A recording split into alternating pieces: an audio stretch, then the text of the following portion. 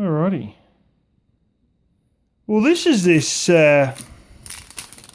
portable toilet thingy, which I showed a long time ago. I never quite understood much on how it worked, aside from just reading the back. Apparently, well, I know actually, when I was at Dazo last, they had another one that's like a throw-up bag or something like that as well. So I decided to get it right out and have a look at it. And all it basically is a plastic bag,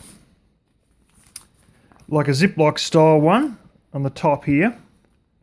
And they add this in case you are a female.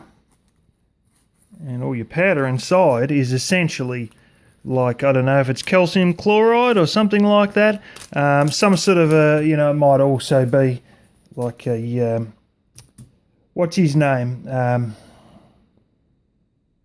Silica gel type of, silica based type one.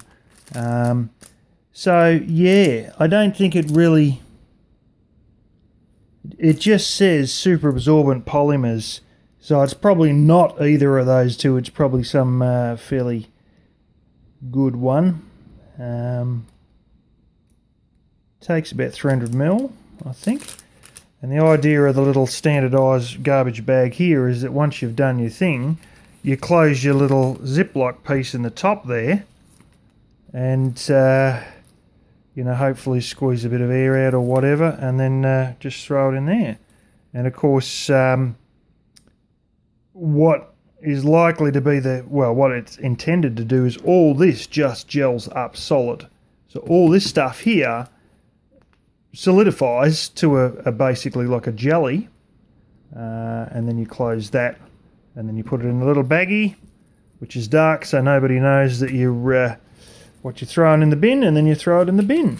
It's quite a common Japanese thing to try and hide what you're throwing in the bin. They've got often enough with underwear, but it's just with women's underwear, to be honest. You can, what's his name? Comes a little sachet of some sort of I don't know if it's an acid or what it is, something to break it down, so you can actually wash your underwear down the drain, and I think you'll be left with a couple of little straps or a little elastics, but the bulk of your underpants will wash down the drain, particularly with women's ones. They